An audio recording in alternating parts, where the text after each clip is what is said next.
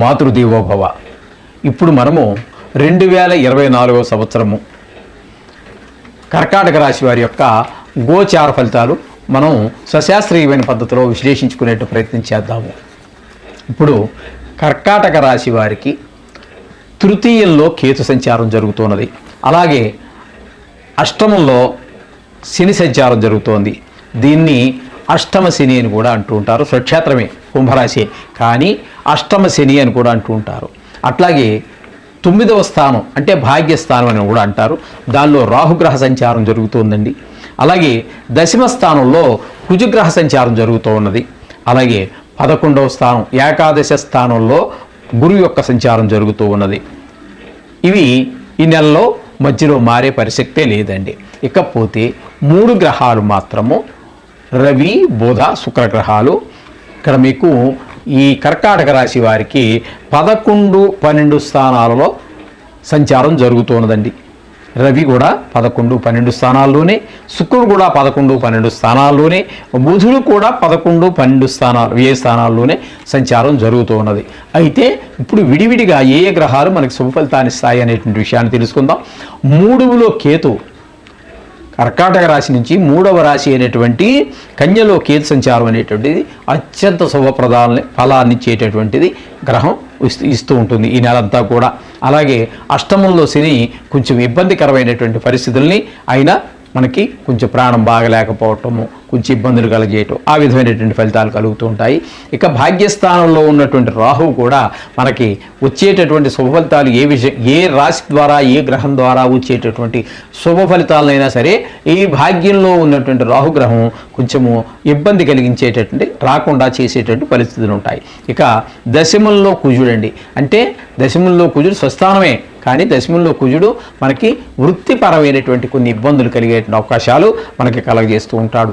ఇకపోతే 11వ స్థానంలో అంటే ఏకాదశ స్థానంలో అంటే వృషభంలో ఉన్నటువంటి గురువు అత్యంత శుభప్రదమైనటువంటి ఫలితాలని మనకి సమకూరుస్తూ ఉంటాడు. మీరు ఏవి మిగతా గ్రహాలు ఎన్ని ఇబ్బందులు కలిగజేస్తున్నప్పటికీ వాటిని కొంచెము అడ్డుకుని ఈయన మనం చేసే ప్రయత్నాల్లో ధన విషయంలో కావచ్చు, ఏ విషయం తీసుకున్నప్పటికీ కూడా మనకి లాభస్థానంలో ఉన్నారు కాబట్టి గురువు గారు మనకి అనుకూలమైనటువంటి ఫలితాలు కొన్ని గ్రహాలు వెనక లాగుతున్నప్పటికీ కొంచెం తీసుకెళ్లేట ప్రయత్నం మనకి గురువు గారి ద్వారా లభిస్తూ ఉంటుంది.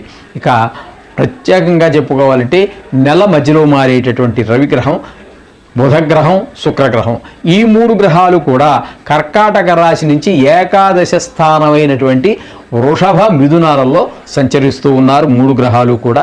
అయితే ఇందులో శుక్రుడు ఆయన కూడా లాభస్థానం ఏ స్థానాల్లో సంచరించినప్పటికీ కూడా ఆయన కూడా అత్యంత శుభప్రదమైనటువంటి ఫలితాలే ఇస్తాడు. 2 రాశుల్లోనూ కూడా శుభ ఫలితాలు ఇస్తూ ఉంటాడు. ఇక రవిని కనుక మనం తీసుకున్నట్టయితే ఆయన మనకి 11వ స్థానంలో శుభ ఫలితాలు ఇచ్చినప్పటికీ ఏ స్థానం దగ్గరికి వచ్చేటప్పటికీ ఆయన సరి అయినటువంటి శుభప్రదమైనటువంటి ఫలితాలను ఇవ్వజాలరు. అలాగే బుధుడు కూడా 11వ స్థానం అంటే లాభస్థానంలో సంచరించేటటువంటి రోజుల్లో మనకు శుభ ఫలితాలు ఇస్తారు. ఏ స్థానంలో సంచరించే రోజుల్లో కనుక అనుకూలమైనటువంటి ఫలితాలను ఇవ్వజాలరు. మొత్తంగా కనుక మనం తీసుకున్నట్టయితే కేతువు, గురువు, అలాగే శుక్రుడు ఈ 3 గ్రహాలు కూడా నెల మొత్తము కూడా మనకి అనుకూలమైనటువంటి ఫలితాలు ఇస్తూ ఉంటాయి.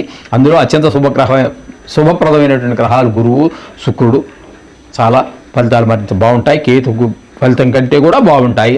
అట్లాగే 3 గ్రహాలు మనకి ప్రతికూలమైనటువంటి ఫలితాలు ఇచ్చే అవకాశం ఉంది. శని, రాహు, కుజుడు ఈ 3 గ్రహాలు నెలంతా ఒకే దగ్గర ఉన్నప్పటికీ కూడా అవి మనకి అనుకూలమైనటువంటి ఫలితాలను వాటి స్థితిని బట్టి మనకు అనుకూలమైనటువంటి ఫలితాలను ఇవ్వజాలవు. ఇకపోతే 2 గ్రహాలు మాత్రం రవి, బుధులు మాత్రం ఒక 15 రోజుల్లో అశుభాన్ని ఇస్తే 15 రోజుల్లో శుభ ఫలితాలు ఇస్తూ ఉంటారు. శుభ అశుభ ఫలితాలు 2 మనకి కలగజేస్తూ ఉంటారు. ఈ విధంగా ఒక్కొక్క గ్రహాన్ని గురించి మనకి ఏ శుభ ఫలితాలు వస్తున్నాయి, ఏ గ్రహం వల్ల ఏ ఫలితాలు వస్తున్నాయి అనేటువంటి విషయాన్ని మనం చర్చించుకోవడం జరిగింది. ఇప్పుడు టోటల్గా కనుక మనం తీసుకున్నట్టయితే కర్కాటక రాశి వారికి విడివిడిగా గ్రహాల గురించి మనం చెప్పుకున్నాం. విడివిడిగా చెప్పుకున్నప్పుడు ఒక రకంగా ఉంటుంది. మొత్తం దీన్ని అన్ని చేసినప్పుడు తమలపాకులు ఉన్నాయండి, పాన్ ఉంది, తమలపాకులు వేరే, వక్క వేరే, సున్నం వేరే విడివిడిగానే ఉంటాయి. కానీ ఈ 3టిని కూడా చేర్చి మనం దాన్ని పానుగా అంటే కిళ్ళిగా లేదా ఇంకా మనకి ఏమంటారో తెలియదు, ఆ విధంగా వేసుకున్నప్పుడు ఒక రకమైనటువంటి ఫలితం వస్తుంది. ఆకులా ఉండదు, ఆకు రంగు ఉండదు, సున్నంలా ఉండదు, ఆ రంగు ఉండదు, దాని గుణం ఉండదు.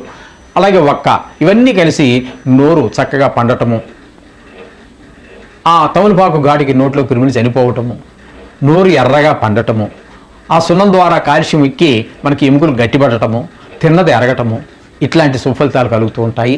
అలాగే ముఖ్యంగా ఈ తమలపాకుల గురించి మనం చెప్పుకున్నట్టయితే మనకి భార్యాభర్తల మధ్యన అనుకూలత, ప్రేమానుబంధాన్ని మరింత పెంపొందేలా చేస్తూ ఉంటుంది. అందుచేత ఈ మొత్తం విడివిడిగా గ్రహాలు చెప్పుకున్నాము. అయితే ఈ అన్ని గ్రహాలు కలవటం ద్వారా ఏ విధమైనటువంటి ఫలితాలు మనకి ఈ నెలలో కలుగబోతాయి అనేటువంటి తెలుసుకున్నట్టయితే ఈ రాశి వారికి ఈ మాసంలో స్థాన చలనం కలిగేటటువంటి అవకాశం మాత్రం ఉంది. ఖచ్చితంగా అయిపోతుందని కాదండి, జ్యోతిషం సూచిస్తూ ఉంటుంది. కొన్ని సందర్భాల్లో అవుతూ ఉంటుంది, కొన్ని సందర్భాల్లో కాకపోవచ్చు. ఏదేమైనప్పటికీ కూడా ఇది జాతకంతో ముడిపెట్టుకుని చూసుకోవాల్సిందే కానీ విడిగా అంత ఖచ్చితంగా చెప్పేటటువంటి వ్యవహారం కాదు. అలాగే తరచు ప్రయాణాలు సంభవిస్తూ ఉంటాయి. ఆప్త బంధువులకి ఎవరికైనా రోగాలు అవి వచ్చే వ్యవహారం ఉంటుంది. తద్వారా ధన వ్యయము కలుగుతూ ఉంటుంది.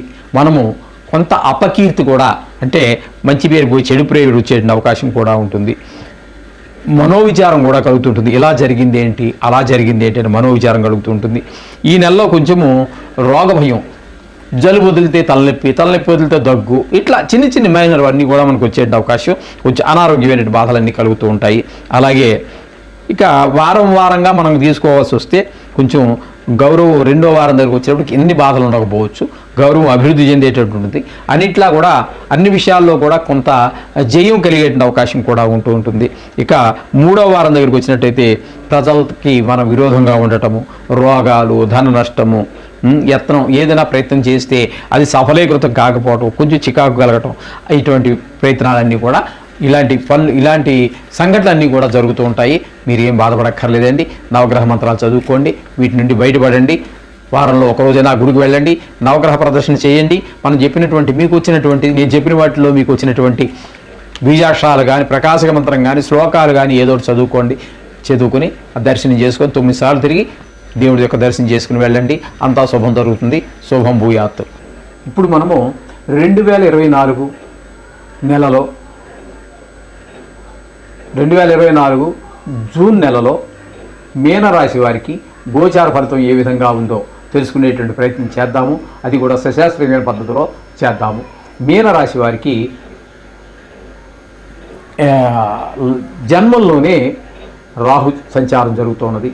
ద్వితీయంలో కుజ సంచారము, తృతీయంలో గురు సంచారము, సప్తమంలో కేతుగ్రహణ సంచారము, వ్యయస్థానంలో శనీచర సంచారము జరుగుతూ ఉన్నది.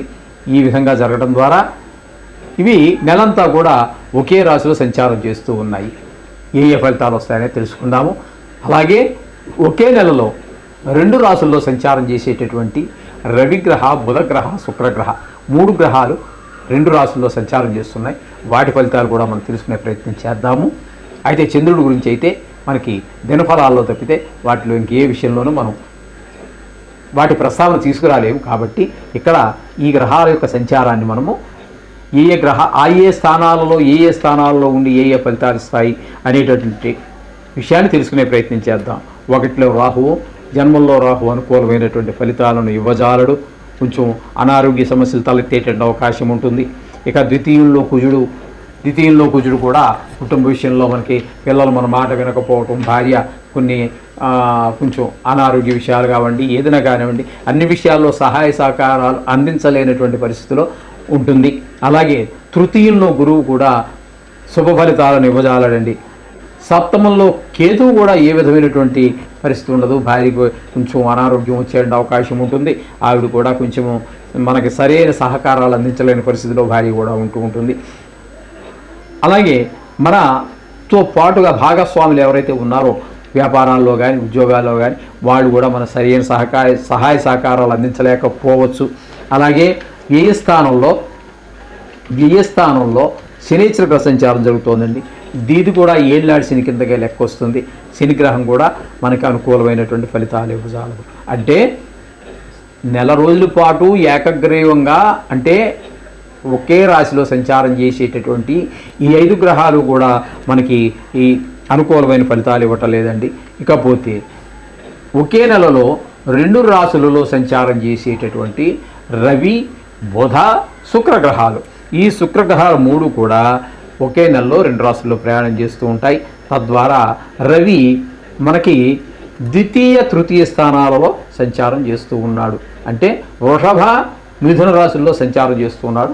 అయితే 3వ స్థానమైనటువంటి మీనరాశికి 3వ స్థానమైనటువంటి 3వ స్థానంలో చక్కటి ఫలితాలని మనకి ఇవ్వగలుగుతూ ఉన్నారు. అలాగే చతుర్థ స్థానంలో మంచి ఫలితాలను ఇవ్వజాలరు. అలాగే బుధుడు మనకి తృతీయ స్థానంలో మంచి ఫలితాలు ఇస్తారు, తృతీయుల్లో మంచి ఫలితాలను ఇవ్వజాలరు. అలాగే శుక్రుడు కూడా మనకి ద్వితీయ, తృతీయ స్థానాలు రెండిట్లోనూ కూడా సుఫలితాలు ఇవ్వడానికి సమర్థుడవుతున్నాడు. తద్వారా మనకి శుక్రగ్రహం మాత్రమే అనుకూలంగా ఉంది. రవి, బుధులు శుభ, అశుభ ఫలితాలు ఇవ్వడానికి సమర్థులు. అందుచేత మనము వీరికి ఎక్కువ గ్రహాలు అనుకూలత చాలా తక్కువగా ఉన్నది. అయినా సరే మీరేం కంగారు పడక్కర్లేదండి. దీని ఫలితం మనం చెప్పుకున్నాం కదండి. నిష్ణాతులైనటువంటి వాళ్ళు చెప్తే 20% మాత్రమే, మిగతా అదంతా కూడా జాతకం మీద ఆధారపడి ఉంటుంది. అది చూపించుకోండి. అయినా నెల రోజుల పాటు ఇదేం పెద్ద సుదీర్ఘమైనటువంటి కాలం కాదు. ఏదేమైనప్పటికీ జాతకాన్ని రాయించుకుని దీనికి అనుసంధానం చేసుకున్నట్టయితే మీకు మంచి ఫలితాలు వస్తాయి. అంతేకాకుండా ఇక్కడ మనకు మంచి ఫలితాలు కొంత చెడ్డ ఎక్కువ చూపించినప్పటికీ కూడా మూర్తిమంతం అని చెప్పేసి ఉంటుందండి. ఆ సువర్ణమూర్తి, రజితమూర్తి, కాంస్యమూర్తి, ఈ విధంగా మూర్తిమంతం ఉంటుంది. ఆ మూర్తిమంతం సువర్ణమూర్తి కనుకైతే మంచి ఫలితాలు ఉంటాయి. అలాగే రజితమూర్తి అయితే అంత సువర్ణమూర్తి అంత ఉండకపోయినప్పటికీ మంచి ఫలితాలు వస్తుంటాయి. కాంస్యమూర్తి ఈ విధంగా దాన్ని బట్టి కూడా ఉంటుంది. ఏం కంగారు పడక్కర్లేదండి. మీరు నవగ్రహ మంత్రాన్ని మనం చెప్పుకున్నట్టుగా బీజాక్షర మంత్రం కానివ్వండి, గాయత్రి మంత్రం కానివ్వండి, అంటే నవగ్రహ గాయత్రి కానివ్వండి, లేదా ప్రకాశక మంత్రాలు కానివ్వండి, ఇవన్నీ చేసుకున్నట్టయితే మీకు చాలా చక్కటి ఫలితాలు వస్తూ ఉంటాయి. వీటి దుష్ప్రభావాల నుంచి బయటపడే అవకాశం ఉంది.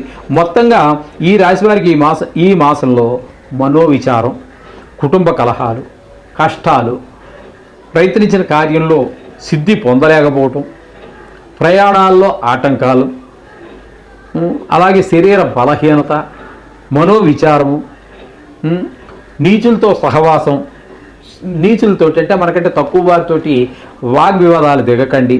అలాగే వ్యాధి, చేసే ఉద్యోగాల్లో కూడా కొన్ని చోట్ల భంగం కలిగేటువంటి అవకాశాలు ఉన్నాయి. అశాంతి, బంధువులతో కలహము, కష్టాలు, ఈ విధంగా గౌరవహాని, అకాల భోజనము, ఇలాంటివి నిత్యం ఏదో ఒక కలహంతో కొంచెం తబ్బిబ్బుపడేటువంటి అవకాశం ఉంటుంది. అందుచేత ఈ 12 రాశుల్లో అందరికంటే కూడా ఈ మీన రాశి వారికి గోచార ఫలం బాగలేదని మనం ఖచ్చితంగా చెప్పుకోవచ్చు. దాని గురించి ఏం కంగారు పడక్కర్లేదండి. నేను చెప్పినటువంటి రెమెడీస్ ఏవైతే ఉన్నాయో, బీజాక్షరాలు కావాలి, గాయత్రి కానివ్వండి, ఏదో ఒకటి మొత్తం మీద ఈ 40 రోజుల్లో మీరు చేసుకున్నట్టయితే మీకు ఆ కష్టాల నుంచి బయటపడతారు. తప్పకుండా శుభం భూయాత్.